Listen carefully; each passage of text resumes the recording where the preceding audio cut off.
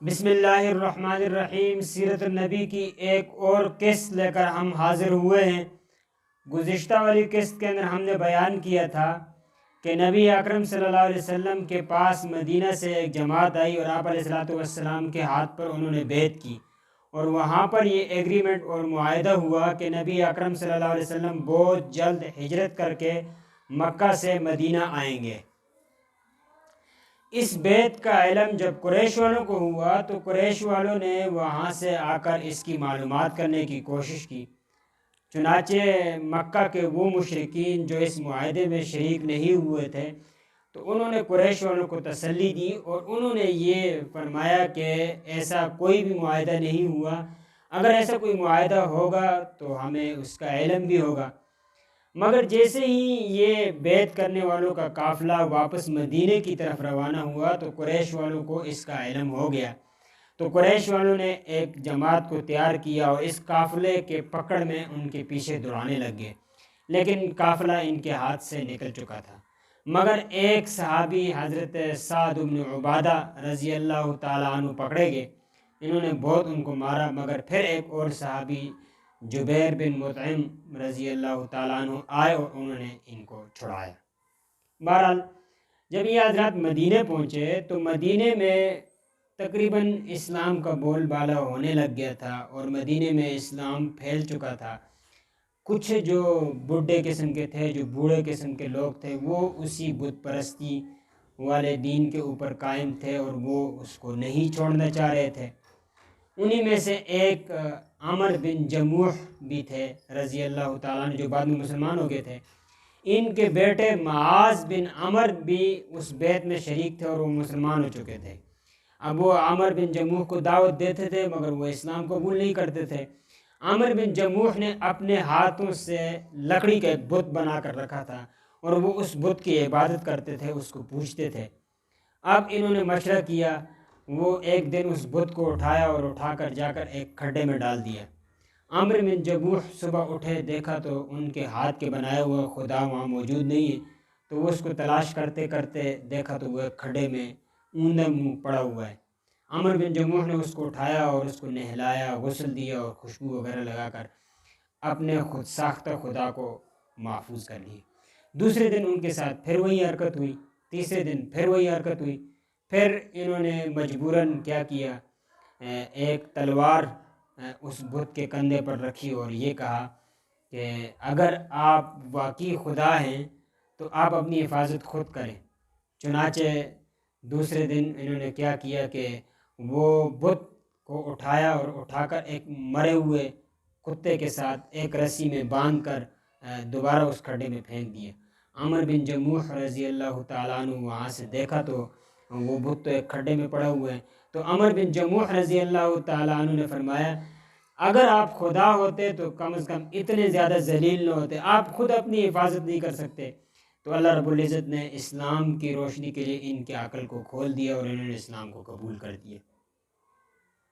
تو یوں سیرت النبی کا ایک طویل عرصے سے تقریباً 50 قسطیں ہو گئی ہے جو میں بیان کر رہا ہوں۔ آپ لوگوں میں سے جن لوگوں نے تسلسل کے ساتھ اس کو سنا ہے، آپ نے دیکھا ہوگا کہ نبی اکرم صلی اللہ علیہ وسلم نے سب سے زیادہ توحید کی طرف لوگوں کو بلایا، اور حضرت آدم علیہ السلام سے لے کر نبی اکرم صلی اللہ علیہ وسلم تک جتنے بھی انبیاء کرام اللہ رب العزت نے دنیا میں بھیجے ہیں، ان سب کو ایک ہی پیغام دیا گیا تھا، وہ یہ تھا کہ لوگوں کو اللہ کی توحید کی طرف بلائیں، اللہ کی وحدانیت کی طرف بلائیں، اور لوگوں کو یہ بات سمجھائیں کہ دنیا کا نظام، کائنات کا نظام، یہ سب اللہ رب العزت چلا رہے ہیں۔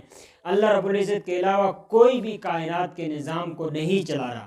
مگر یہ بات اس زمانے کے لوگوں کو سمجھ میں نہیں آتی تھی۔ انبیاء نے ان کو سمجھایا، ان کو مثالیں دے کر سمجھائی کہ دیکھو اپنے پتھروں سے تم بت تراشتے ہو، تم لکڑی کا بت بناتے ہو، تم سونا چاندی کا بت بناتے ہو، اسی بت کو تم اپنے سامنے رکھتے ہو اور پھر اس کی عبادت کرتے ہو، وہ آپ کو کوئی نفع نہیں دے سکتا، وہ آپ کو کوئی نقصان نہیں دے سکتا، وہ کیسے آپ کا خدا بن سکتا ہے؟ وہ کیسے آپ کے نفع اور نقصان کا مالک ہو سکتا ہے؟ آپ کا خالق اللہ ہے، کائنات کا خالق اللہ ہے، سمندروں کا مالک اللہ ہے۔ یہ پورا کائنات جو آپ کو نظر آ رہی ہے، یہ پورا نظام جو آپ کو نظر آ رہا ہے، یہ اللہ رب العزت چلا رہے ہیں۔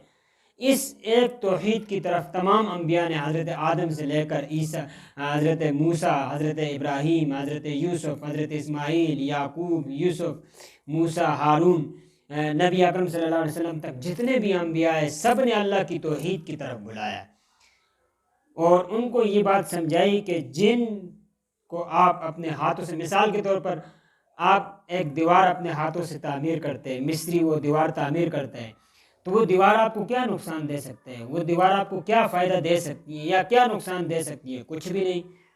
اسی طریقے سے آپ پتھر کے ذریعے سے ایک بت تراش دیتے ہیں اور اس بت کو پھر سامنے رکھتے ہیں، وہ پتہ نہیں کیا کیا اس کے نام دیتے اور کہتے ہیں یہ ہمارا خدا ہے۔ وہ کیسے خدا ہو سکتا ہے؟ جس کو آپ نے بنایا ہے وہ کیسے خدا ہو سکتا ہے؟ یعنی جس کے خالق آپ ہیں، جس بت کو تراشا آپ نے، وہ خدا کیسے ہو سکتا ہے؟ جس کا کوئی خالق ہو وہ خدا نہیں ہو سکتا، وہ مخلوق ہوگا۔ تو مخلوق خدا نہیں ہو سکتا، خدا کہتے ہی اس کو ہے جو خالق ہوتا ہے، مخلوق نہیں ہوتا۔